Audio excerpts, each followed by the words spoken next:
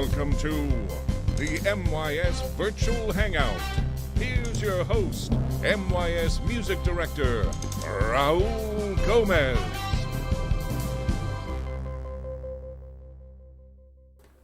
Good morning, Portland, and good evening, Amsterdam. We have an incredible guest standing by, Dominic Seldis, first solo bass player of the Concertgebouw Orchestra.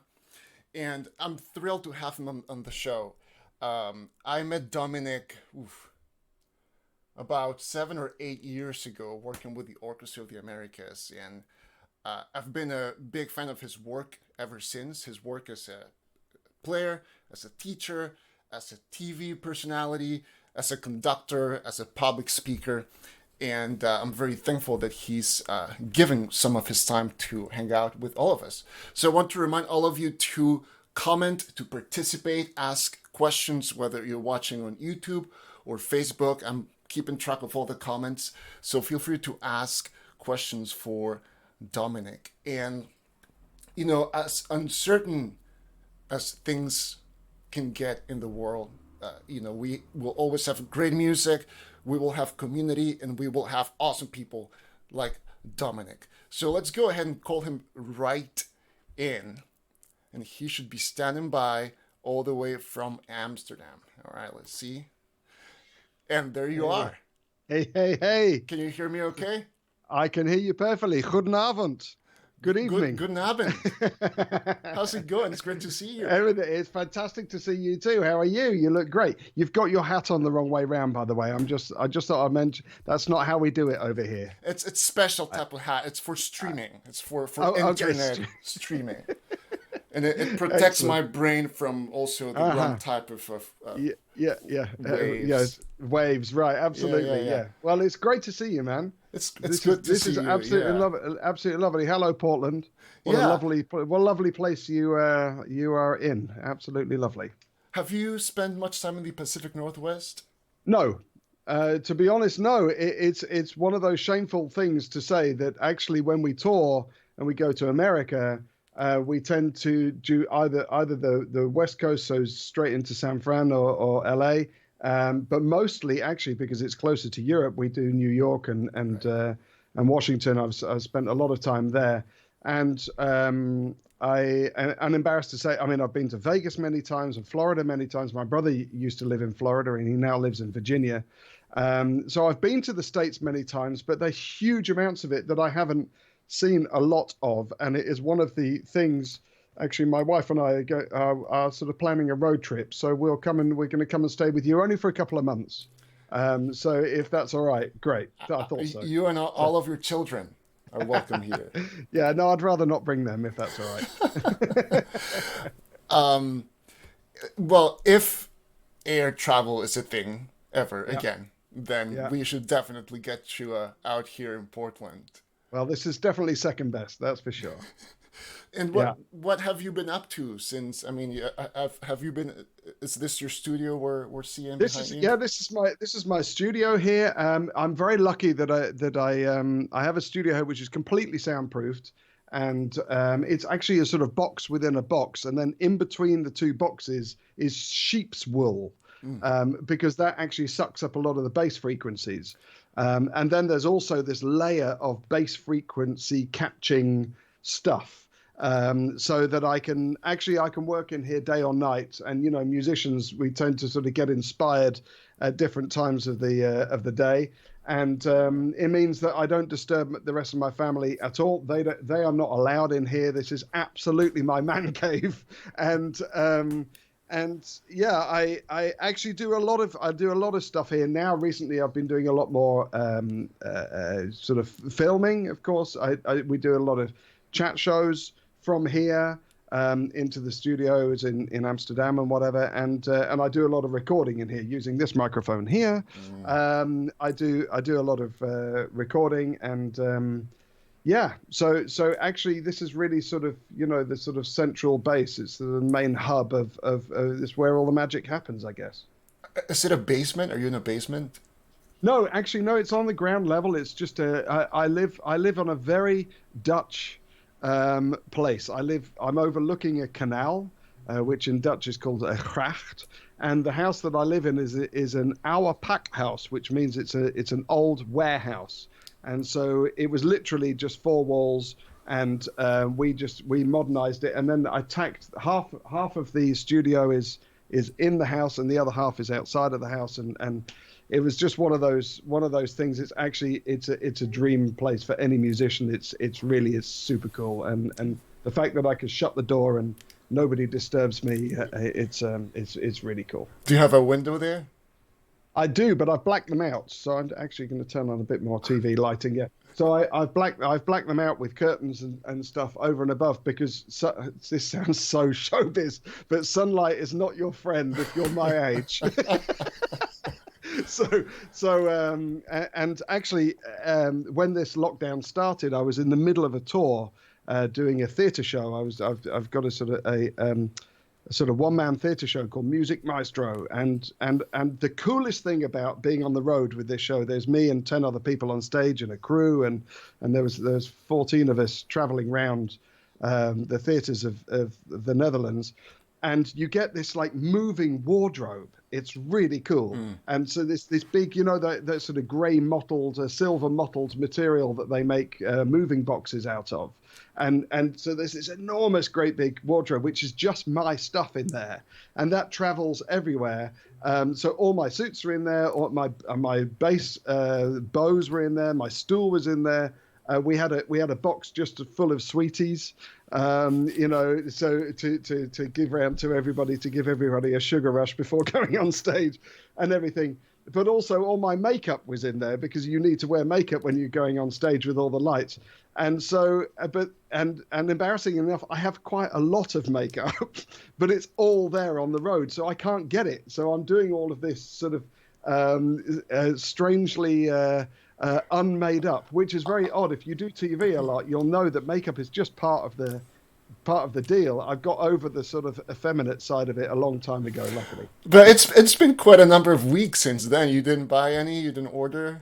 Well, I have. I've got a little, just in case they do some filming around the house. But in actual fact, the good thing about the studio that I'm in now is that there's sort of you can change this light here. I've changed, so I can change the angle and stuff like that, and try it. But everything has to be covered up, because sunlight is just too direct.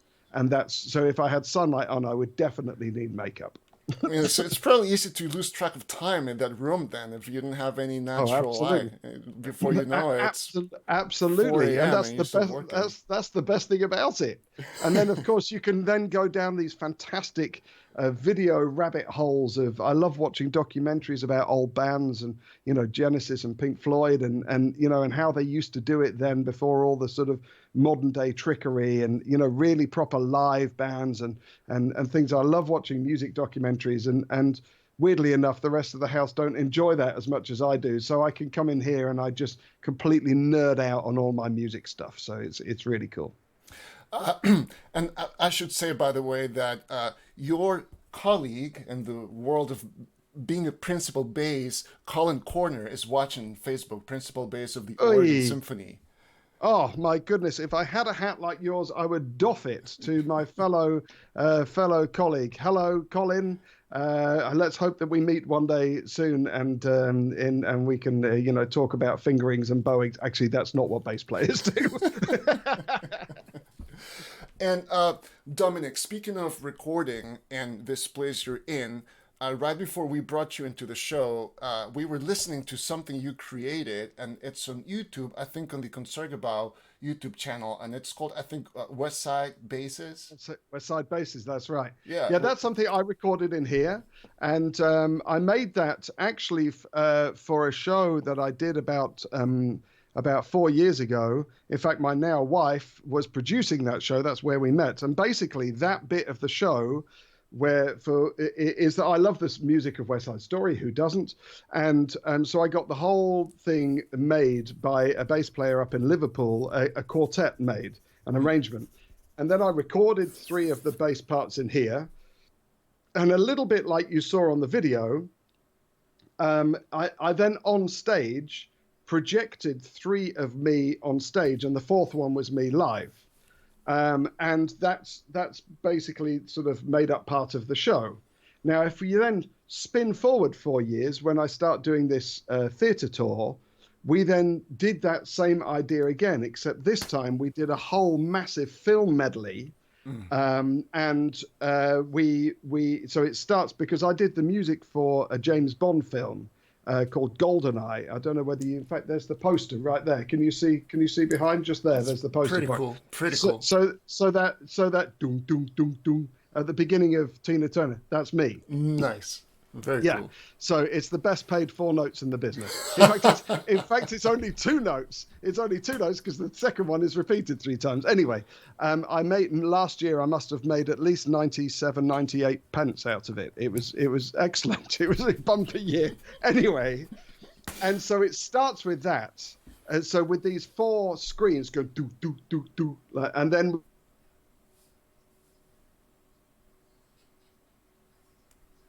Okay, let's see.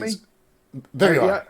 Yeah, you're back. Oh yeah, there we go. Okay, and then right at the very end, all these other screens appear in the background. It's all very clever and technological, and I've got some brilliant people working on the show.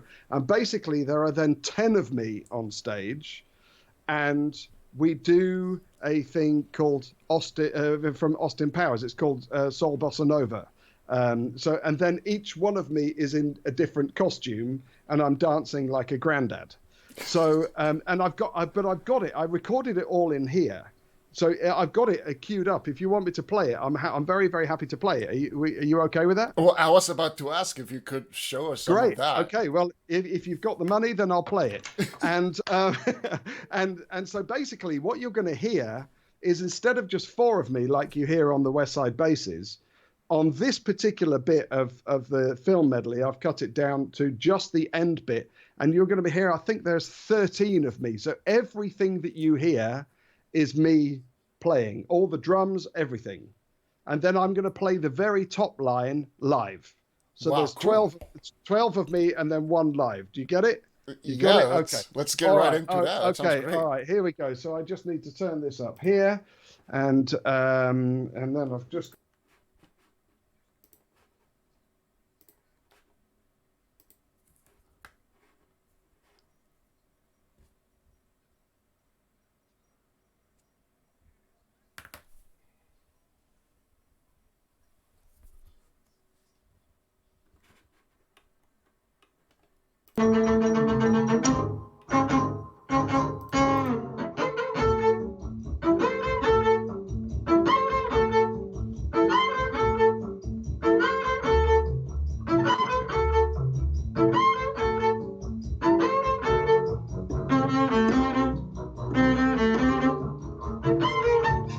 Everyone dance now, yeah?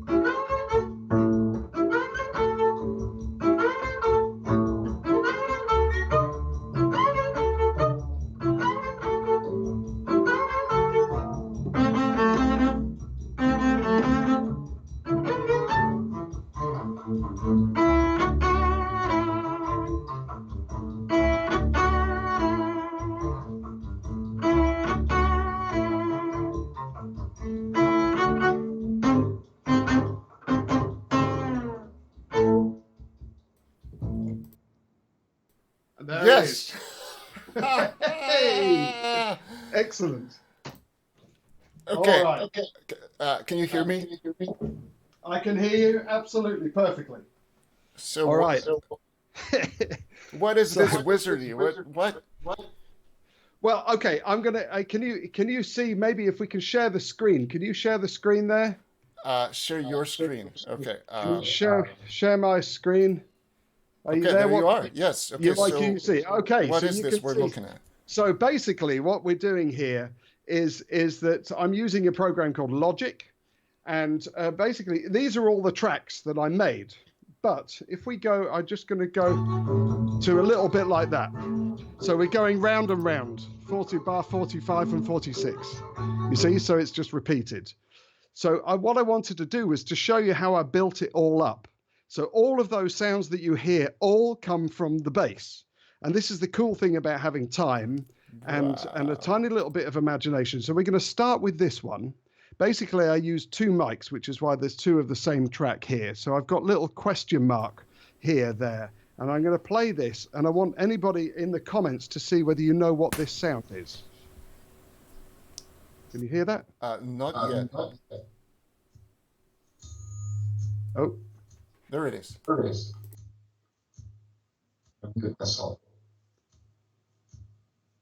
Can you hear that? Okay, nobody. Okay, I can tell you what it is. Basically, using my bow, I was just doing this. Can you see that?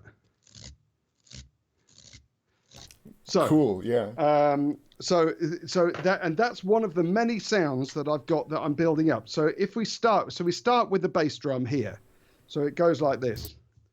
Now I'm using two microphones. So one on the floor, which is this one here, and one on the bass, and then it adds. And then now that's me bowing the bridge. Got it? All right. And then claves. The great thing about having a baton like this is that on the end is a piece of cork. So when you hit the bass, like that, okay, and then we build it up with more scratching. And this is hitting the top, the turn keys of the bass, the tuning keys of the bass. So it goes with a different type of baton. Then you've got the bell, which is me taking out the spike out the bottom of the bass, and I'm just going ding, ding, ding. Nice. It sounds perfectly, and then we've got in the middle, and then we add all the basses up like here.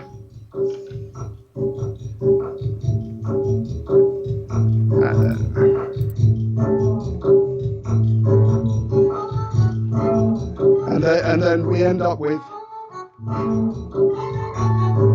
that's it, like that. That's how it's built up.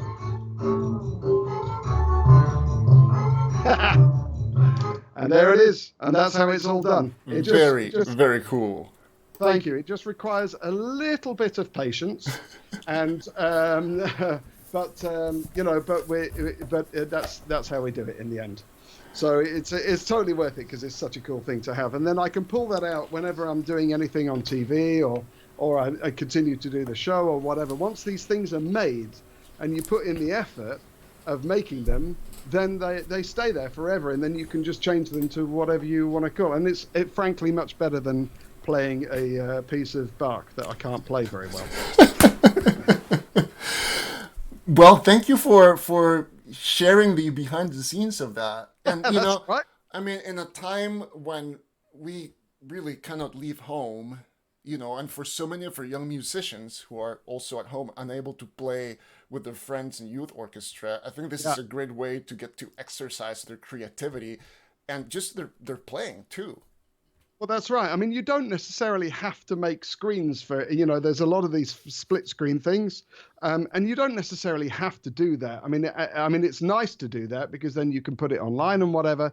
But in actual fact, I might make a sort of split screen thing of that. But actually, it's nice to then do, because these programs you are very, very cheap, and most kids know how to use them anyway. You can then get your friends to then send things over, and you all add to this fantastic thing, and before you know it, you've got a version of playing together.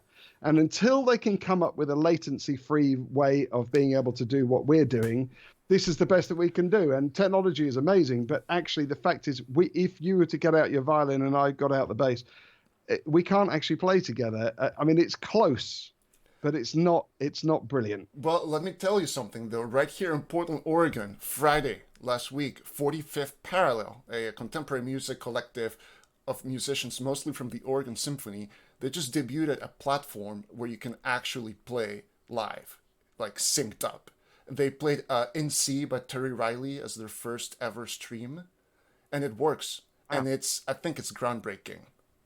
So I'll send you a link to that because I mean, I never have to leave this studio ever again. This is fantastic. It was very, very cool. And I mean, there it is. It's on YouTube. You know, they're planning more performances, and I think this is what we have all been looking for. Absolutely. They partnered with an engineer. They created a whole new platform where you can actually do that. And I'm excited to see where that will go. Oh, and me too. That's great. Well, there. But in the meantime, we have a question from one of our percussionists. He's asking if there are any looping programs that you would recommend for young musicians. Well, you know what, I'm not a big tech guy. I'm really not, and so I would love to answer that question with some real in-depth knowledge of what I'm talking about. All I know is that, as you just saw on that I was creating basically my own loops, and you can then. If I mean, it's all loops are just basically built up rhythms, and you can then save them as a loop, and much more than that, because I don't actually use loops. You're a percussionist. What are you talking about? You shouldn't be make your own bloody loops. So the answer to that actually is no. But actually, we had a little chat about this streaming stuff that you're using right now, Raoul, and a bit of time and a bit of energy. My advice is that now you've got time is to spend a little bit of time learning how to use some tech stuff, because this is the future, whether we like it or not. I'm just telling all my students to go and buy a decent microphone and a decent interface and a decent set of headphones. I didn't know whether you could see that I've got these in-ears here that I used to use when I was doing live stuff that are sort of covered up and so you can, these are now actually going to end up being as important as a decent set of strings or a decent reed for a woodwind player. This is, and it's not expensive equipment, and it should make up part of your armory now. Yeah, and I mean it's really interesting how we are all in a way being forced to acquire either new skills or to learn on top of what we, for whatever reason, have learned in the past, because it's becoming, the way we reach out to people, the way we engage with audiences. Sure. I mean, when things go back to normal, whatever that may be, whenever that may be, this will still make up part of the equation, because this is not going away. Right. This is only getting better. Yeah. So you may as well just join the team and use the time that you have, instead of doing orchestral rehearsals, learn how to use Logic, or learn how to use a streaming service, or learn or learn how to edit decent videos and sound and things like that. It's not difficult. I'm very old, and I've managed to master it to a simple level. So somebody, young, I can see you're all young, intelligent, and beautiful. So you should be able to do this. No problem. Let me ask you this, Dominic, because you spend a lot of time in media, and as a host, but also as a creative mind. Yeah. And in the last, how long have we been in lockdown? Like 7-8 weeks? Who knows, right? I mean, we have seen many of these videos of remote performances that many orchestras are creating, and it's like everybody has their own little square, right? Many of them are just fantastic, and the technical achievement is great, and the music making is great in many of them. Where do you see that format going? Because I personally feel like, while I still get satisfaction from the format, it's starting to, I'm starting to crave what's next. So do you have any visions in that? That's a really I mean, I have the same feeling. It's a really good question. I have the same feeling, that I'm feeling very lucky that they're not more than 2 minutes long. And when I did the Westside Bases thing, I think already that was right on the edge of oh Lord, this has been done before. And this sort of internet orchestras and whatever. Basically, we all know that it all comes down to one guy who's spending an incredible amount of time on a computer. So it's a long way from being real, and it's just a little bit of entertainment, and there's nothing wrong with that at all. It keeps the people who are not in the business, it keeps the idea of media is that you can just consistently drip feed your knowledge and what you do to the people that wouldn't necessarily be interested all the time. And that's all I'm doing in my media world is just drip feeding, just, throwing, if anybody goes fishing, when you feed the waters, you're just throwing things out there in the hope that they will then come to a concert, which is the best way of consuming music, especially symphonic music, I believe, is in a big, beautiful concert hall with a big, beautiful symphony orchestra playing, a great Brahms Mahler symphony. Now, how do we achieve that online?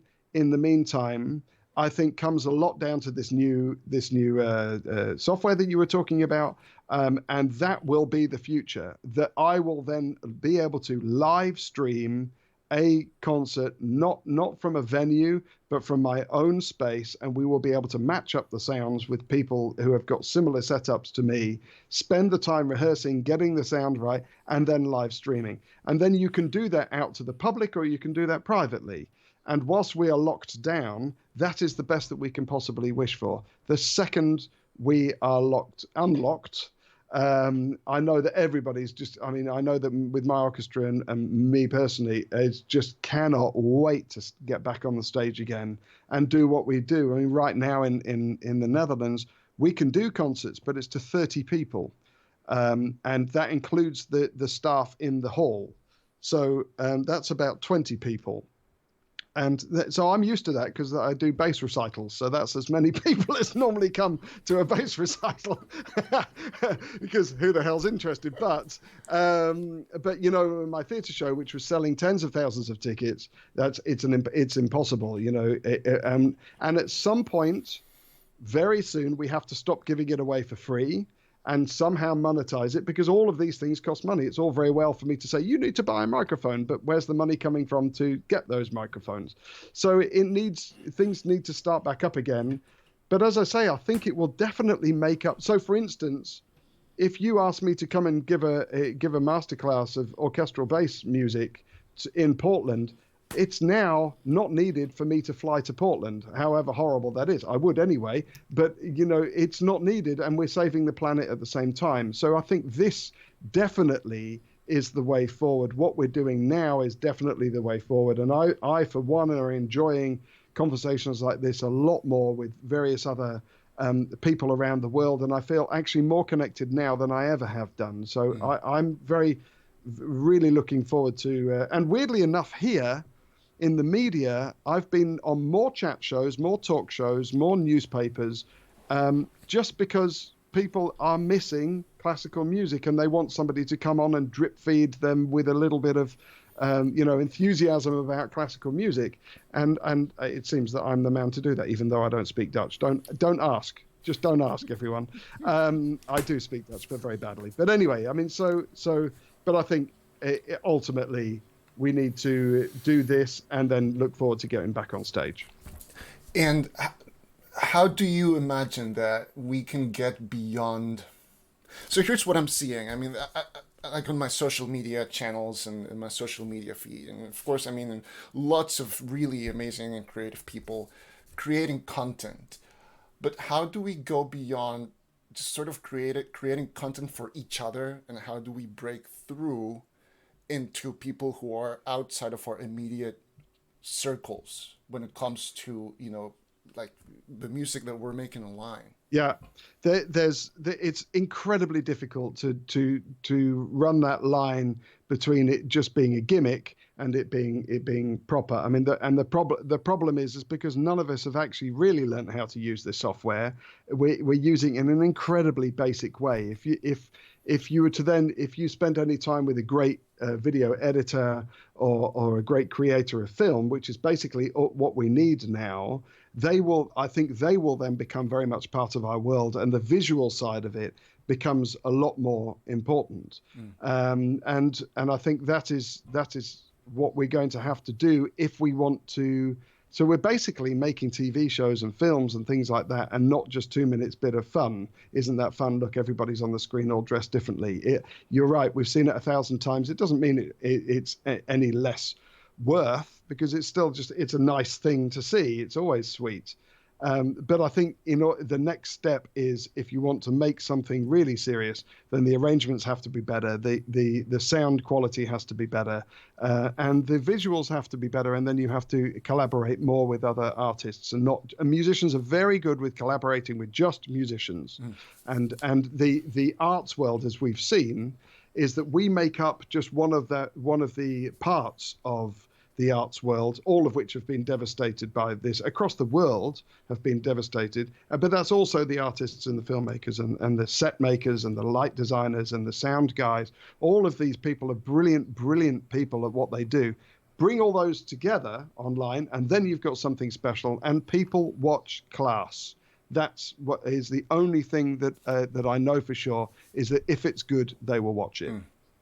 One of the reasons why I ask is a bit selfish, because at the Metropolitan Youth Symphony, where we have close to 600 students and 14 ensembles, we're getting ready to do a live online concert on May 30th with all of our groups, all of our kids, and each ensemble is creating one of these videos that we're talking about, which is really exciting, because, when you get young people to do this, just the fact that they have to record themselves to a click track, or, that alone is a great, I think, musically worthwhile activity, right? But we're creating these videos for all of our ensembles, and they will be all premiered at a live event on May 30th. So we're looking for ways to present those in a way that's fun for all of us involved and for people watching, and in a way that we will continue to innovate within the format. So collaboration is the way forward. If YouTubers have got it very, very right in this case. They've worked out the visual side of it. It's just their content is crap. So, excuse my language. Their content is not very good most of the time. So if you've got a local YouTuber who you admire, get them involved and get them to collaborate. You go a little bit that way, they come a little bit this way, and suddenly you've got people who know how this art form works with great music. Boom, you've got it. I'm just waiting for somebody to do that. Actually, it's still, they're worlds apart, but I think that certainly young people, quite frankly, right now you've got nothing to lose. You may as well do it. Very cool. We have a bunch of questions actually in the comments now, but before I get to those, Dominic, let's go to one of our little segments that we have on this show, the MYS Virtual Hangout, and this is the Two Truths and a Lie.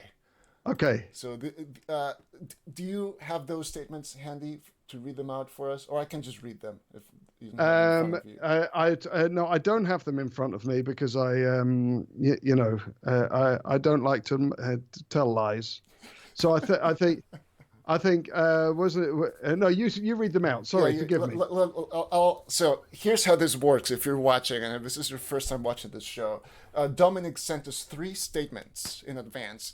2 of them are true. 1 of them is a lie. So you, our viewers, will vote for the lie in the comments. So I'm going to read. These are short and sweet. Statement A: Dominic has won an Oscar. So that's up on the screen. Statement B: here it is. Dominic is in the Guinness Book of World Records. Statement C, now up on the screen. Dominic is an expert bread maker. So go ahead and vote in the comments. We're going to leave those up on the screen for a few minutes while we continue to chat. Okay, we'll give people a few minutes to vote. So let me just do a couple of short, kind of lighthearted things here. Okay. Charles Noble, who is Associate Principal Viola of the Oregon Symphony, he says that he learned some great Dutch expressions from Alex Kerr. What's your favorite Dutch expression about music? Oh, Charles. Good evening. Good morning. I'm sure that you learned some Dutch expressions from Alex. And please keep in I'm mind, not sure. everybody, this is a I was about to family-friendly say. show. I was about to say. Uh, I'm going to try this one. No, I can't. No, that's too rude. There's a lovely Dutch expression. There's a lovely Dutch expression called "we zullen zien," which is we'll just wait and see. We zullen zien.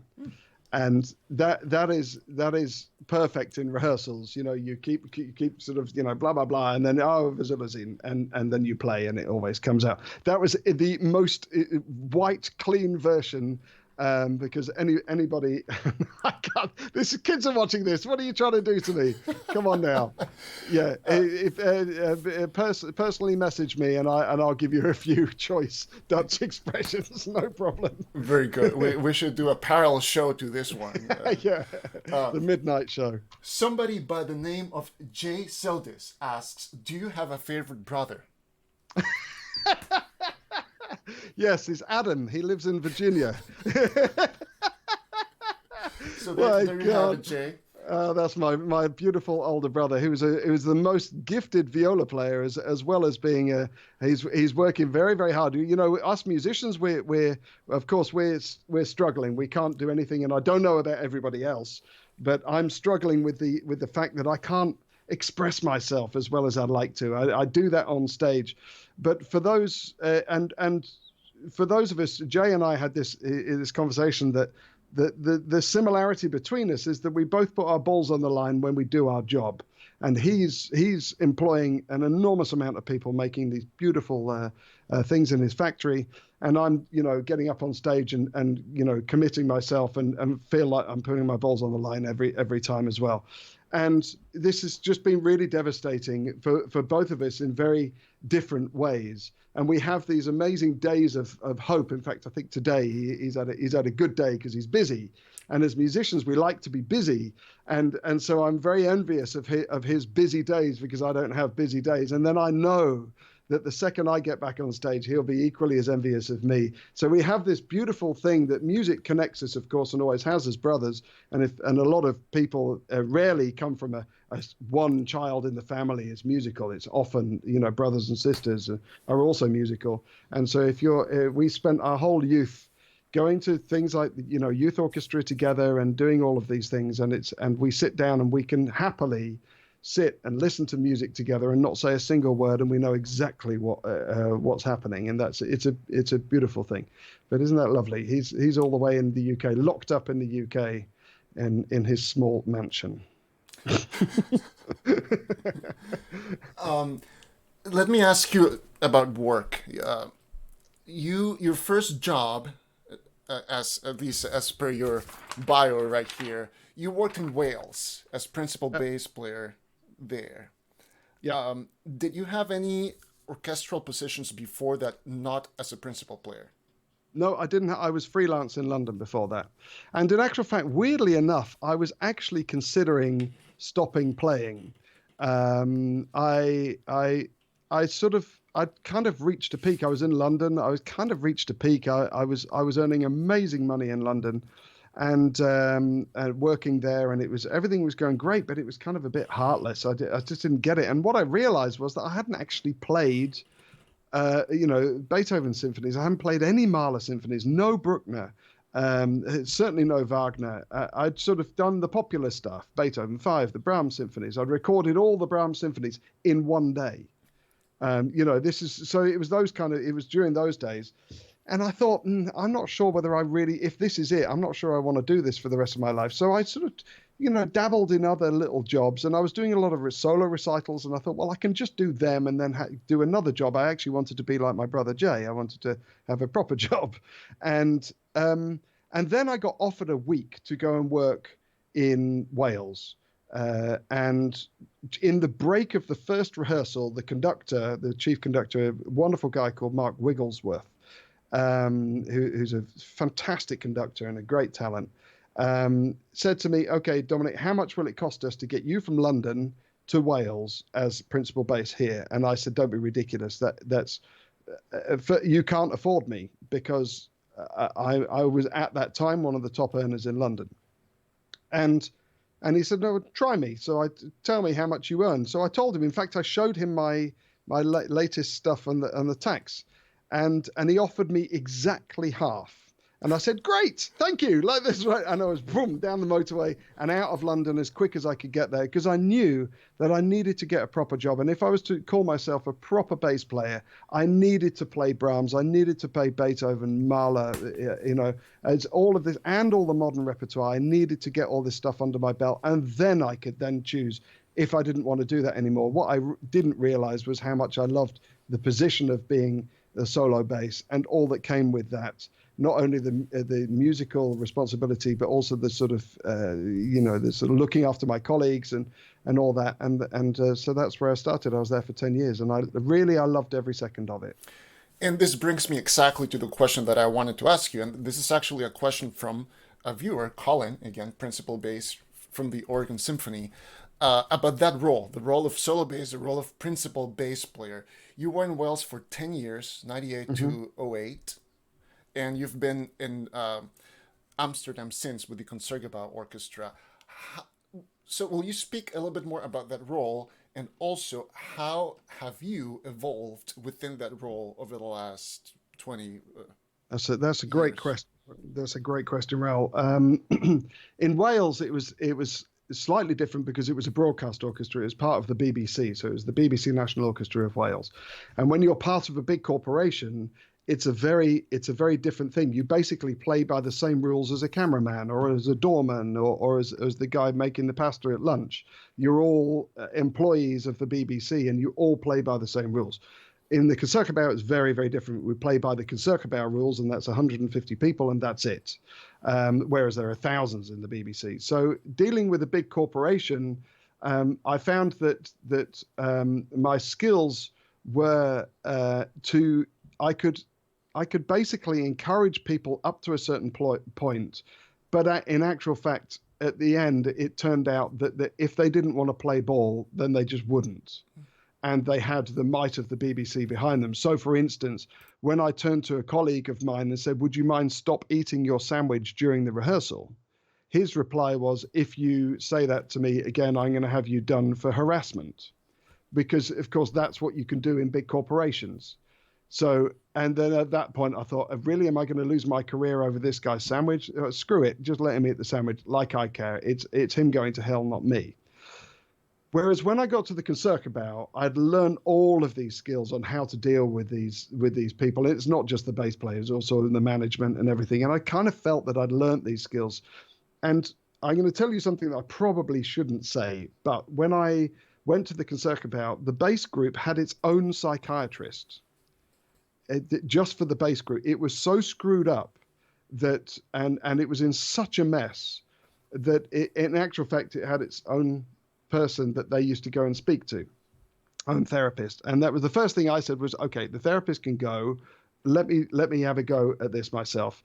And I basically used an old trick, which I sort of learned from the family, actually. My family are all fantastic entrepreneurs and business people.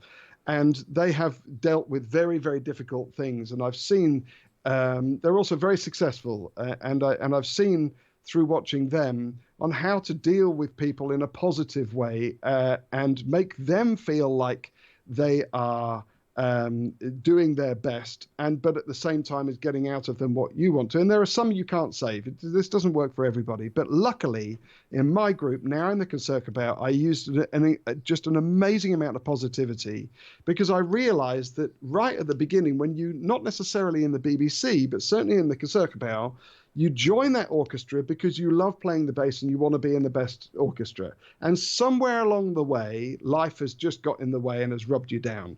So if I then encourage them to play the best that they can play, this was the idea behind it, and it works now. It works then, and it still works now. That if they have a good day playing, then that feels good, because we're musicians and they want to play well. And if I tell them they're playing well, even if they're not, if I tell them they're playing well, that will encourage them maybe to practice, which of course inevitably will end up that they play better. But in the short term, what happens is that they then go home, they've had a good day at work. Instead of kicking the dog, they stroke the dog. Instead of having having an argument with the kids, maybe they'll spend a little bit more time. Suddenly their wife is a bit more attractive and is attracted to them. And this whole sort of circle starts going up.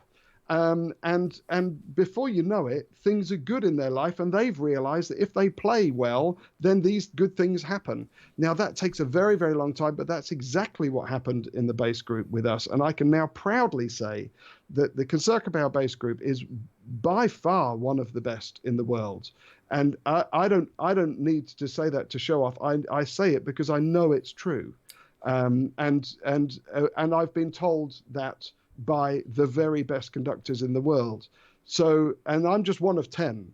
All I did was encourage them to do what they do brilliantly anyway. Now, I'm not saying that it didn't have its downsides. It does. It's incredibly hard work, and you just have to keep doing it. But eventually you get out of them. They feel good, and I get out of them what I want out of them, which is a great group. And now it basically runs itself. Even now we speak every week on a group Zoom. And we're becoming more than just colleagues. We're becoming friends as well. And we have a whole wide range of people in the group, and I'm thrilled every time I go into the Concertgebouw now. The bass group is the least of my concerns. And how does that approach change when it comes to your teaching? Is it similar? Is it different? You push your students in a different way? Yeah. Yeah, well, nah, yeah. I mean, but there's one thing you have to remember, that I don't teach kids.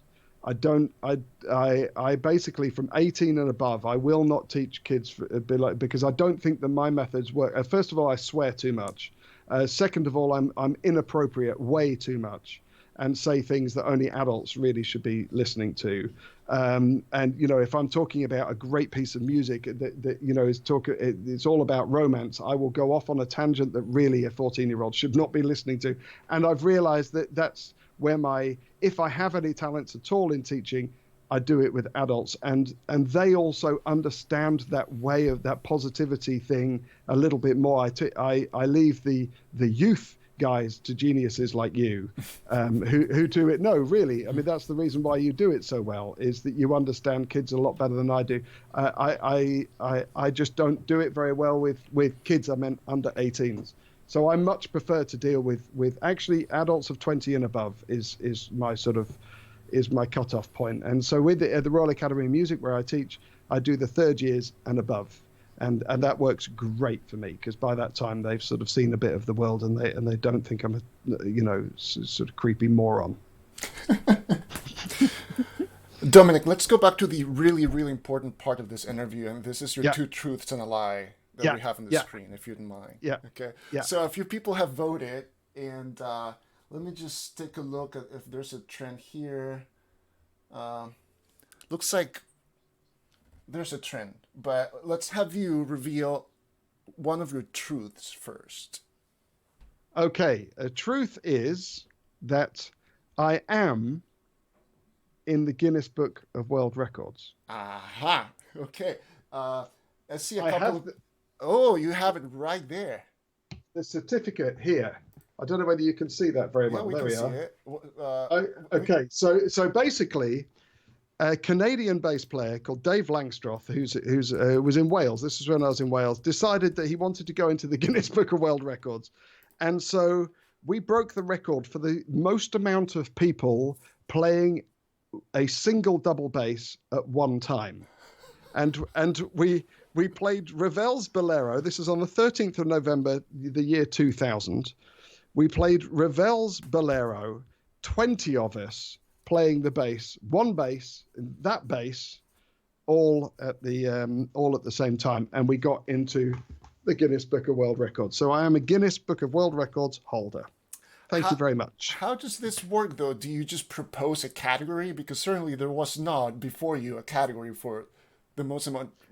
Weirdly enough, there actually was. There was, and Dave was that kind of guy who would find that and go, "Hang on a minute. Only 13. I know that we can do more than that. And then he worked it out. And it was like a sort of mathematical equation as to, let's put it this way, with social distancing, it won't be happening anytime. That record will not be broken anytime soon. Right. I sort of had parts of other bass players touching me that I'm not sure that, is necessarily legal nowadays. Before we reveal your final truth, we have a question from one of our students at the Metropolitan Youth Symphony, Tristan Rowland. He's a cellist in our most advanced orchestra. Mini bass. Mini bass, you mean, not cello. Excuse me, a mini bass. Right. What do you call a violin then? Why would I call a violin anything? As a bilingual musician, I am wondering what it's like being an English speaker in a non-English speaking orchestra.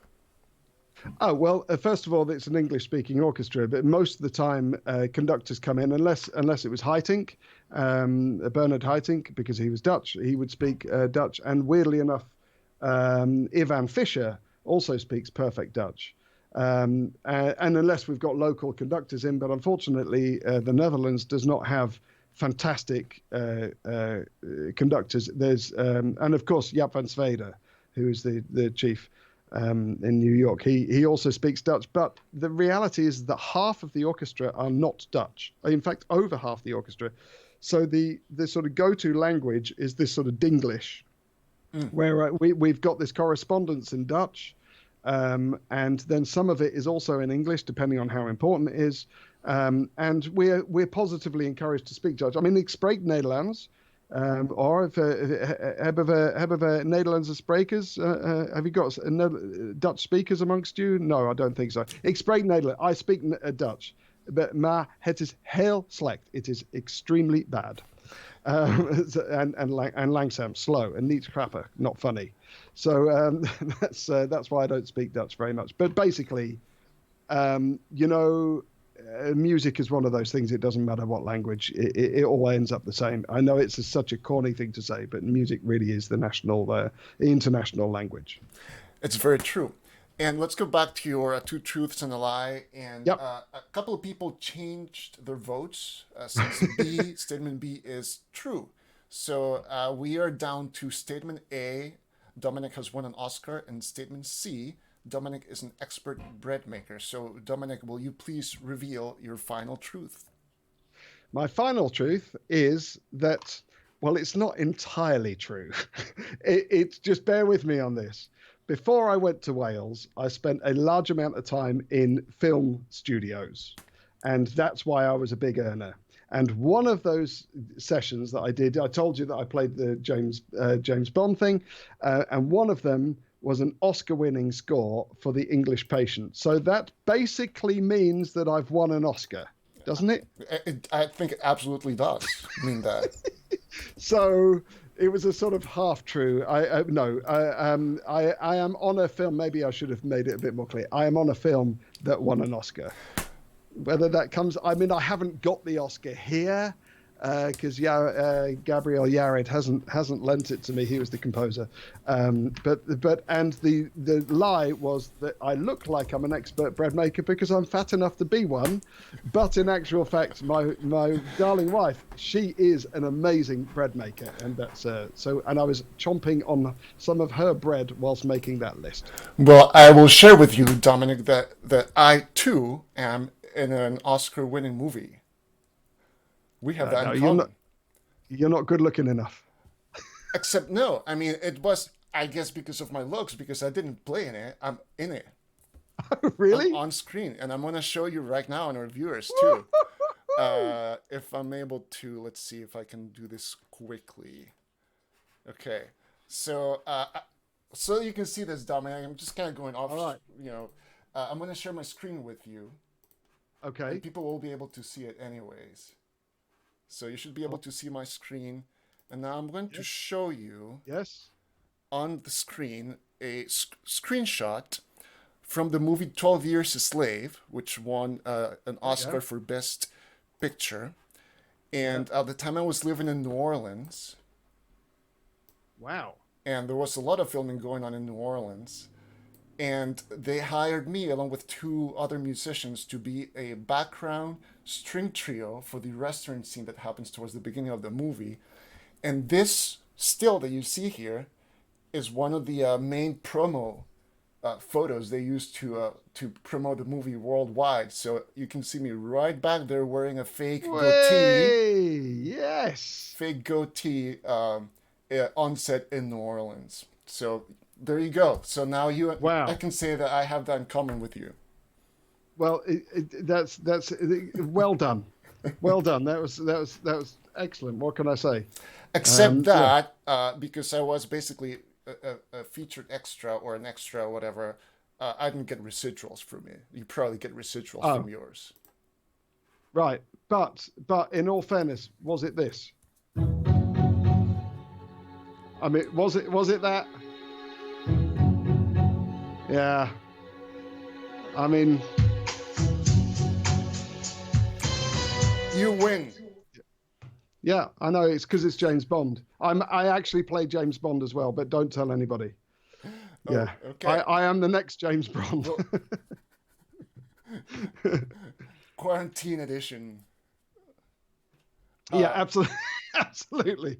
Absolutely. Okay, Yeah. so no bread making for you? Do you No, bake no, no anything? bread. No, Do you no, no. cook? That's no. I mean, yes, but Do, do, no. you I don't mean, enjoy it? I can produce food. I was a single dad for half-time single dad for the last 10 years, and so I had to feed my kids, and then none of them died.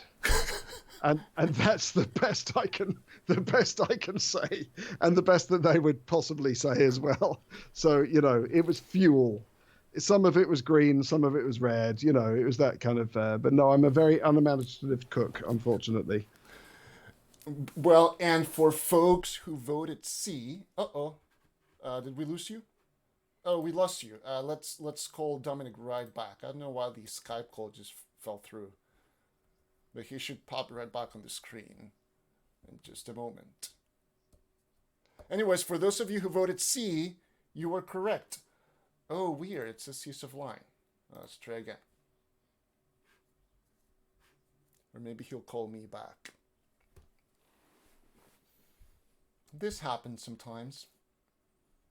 Okay. So I'm hoping that Dominic will call us back. Or if not, I'll try again in a minute or so. I guess while we wait, might as well tell you about, and because we're almost out of time anyways, I want to tell you about my upcoming guests before we try Dominic again. Tomorrow, Robin Bollinger, all the way from Boston. She's a violinist with A Far Cry. A Far Cry is a Grammy-nominated self-conducted chamber ensemble in Boston. And every year, generally 4 players from A Far Cry come and work with students at the Metropolitan Youth Symphony. So Robin is going to be our guest tomorrow. She's also doing a lot of blogging and creating content online currently. On Thursday, David Schiff, a Portland-based composer, an author, an amazing person. Okay, so Dominic is calling me back on my phone. All right, this is exciting. Okay, hold on. Oh my God, what happened? So now you're on my phone. Yeah, I'm on your phone. I'm so sorry, my computer's just completely. It was overwhelmed with the GoldenEye moment. As I figured. But look, let me call you back on the computer, see if it works. Otherwise, I mean, we can see you right on the screen. It's very exciting. Okay, so I'm going to call you right back. Okay, here we go. Here he is.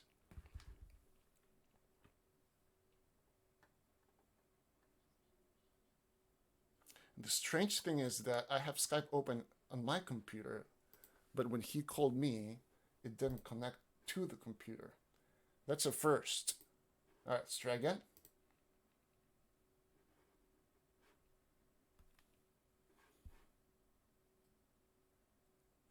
I had not used Skype in years before we started doing these Hangouts, and now the little Skype ringtone is, again, a familiar sound for me. Okay, so this is really strange. Let me try closing Skype. So you guys are witnessing this. This is real life. We're live. These things happen, right? Okay, try again. Okay.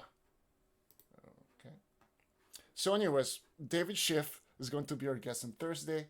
Casey Bozel, Friday, 4 p.m.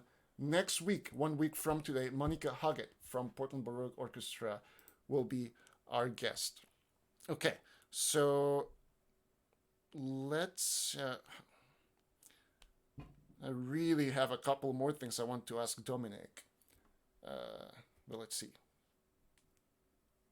just gonna shoot him a quick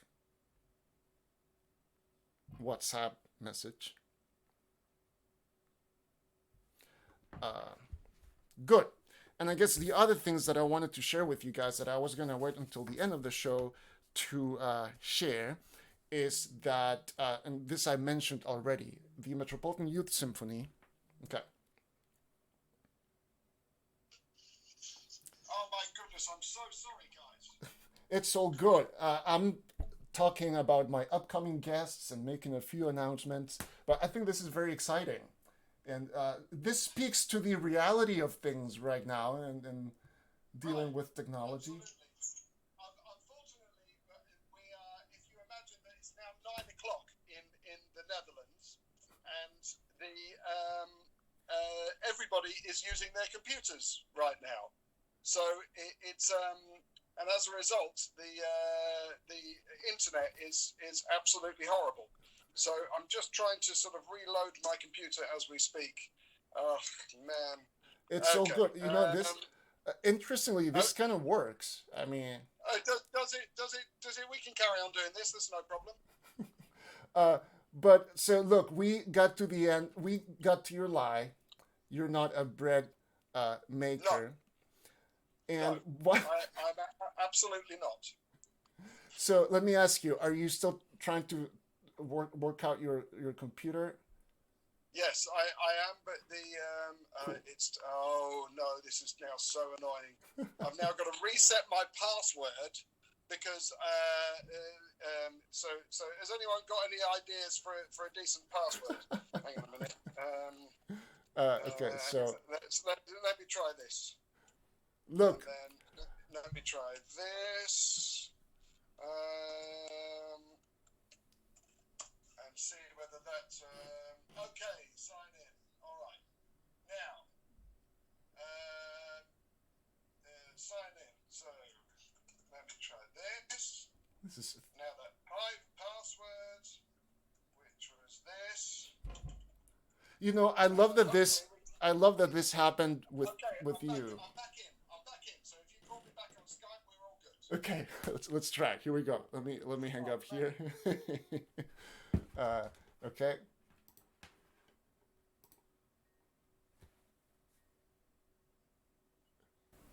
Lord above. There you are. Sorry. Magic. I'm such an amateur. Oh my God, Corona brain. We are back. But hey, yeah. Now I know that it works. It works. you'll see if you go back and watch. Yeah. But I got some announcements out of the way, which I intended to do at the end of the show. So look, let's.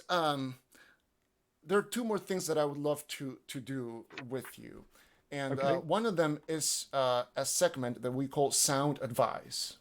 Okay. And for that, on the screen, I'm gonna put you up on the MYS commencement podium. So I have to look intelligent. Look intelligent, and my question for you is: if you could go back in time, if you could travel back in time and find high school age Dominic Seldis in a practice room or out and about or whatever, what advice would you have for him? Oh, Lord above. I would definitely believe in myself a little bit more. I spent a long time, basically I was a bit of a loser at school. I didn't have any type of sort of real success, if you like. In fact, I was at the same school for 10 years and I never won a single prize. But now that might, if you were coming to from a school of thousands of people, then that's which a lot of guys do. But our school was tiny. In fact, I was the only person in my year on one of the years. And I still didn't win a prize. So I mean, it's like loser is a little bit harsh, but basically I didn't win anything.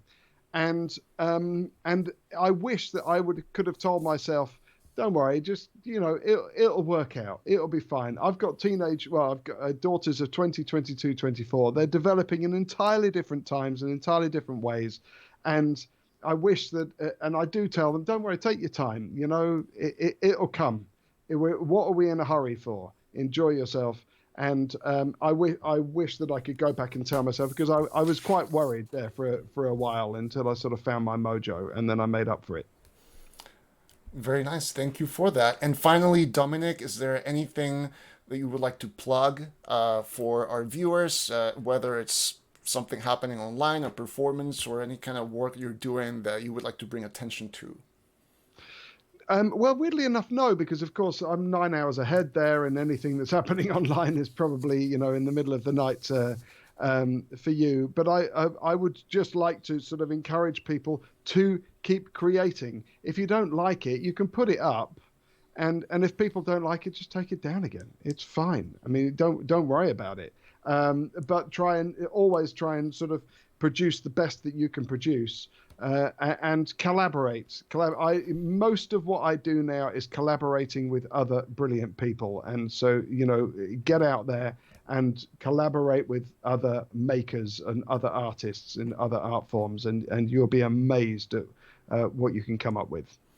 Very nice. And before I let you go, I did want to ask you about your bass behind you.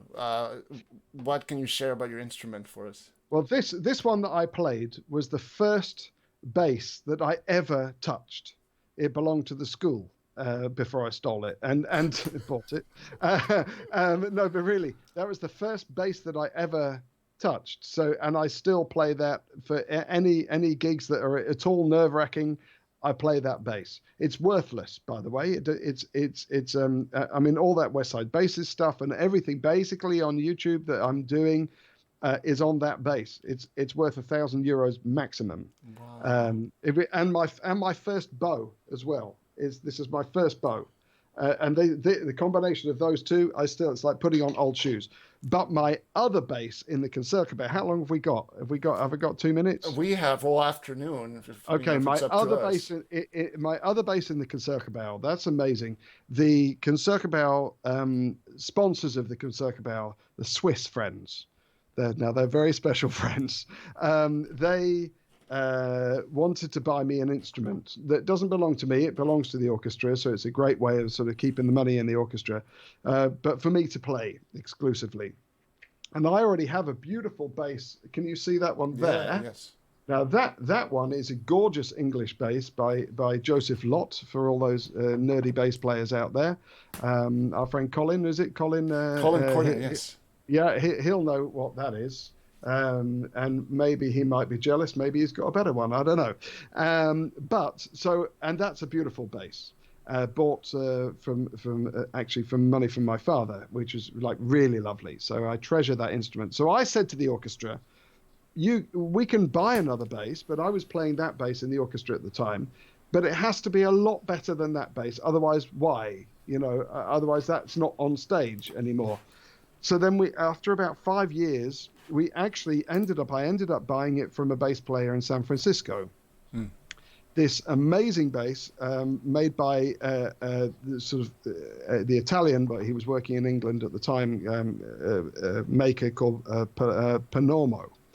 And Panormo, so this bass was commissioned by an impresario in London, and whose name has just completely escaped me now. I'm on because I've got corona brain. But anyway, it'll come to me when I'm talking. But this impresario put together Solomon his name was, and he put together an orchestra, and he was also the person that got Haydn to come from Vienna or wherever he was living at the time to London to come and work. And during that time, Haydn composed the London symphonies, which are also called sometimes the Solomon symphonies. Anyway, and so, but Dragonetti, who was a great, like the Paganini of the bass world, was also working in London and was a friend of Solomon.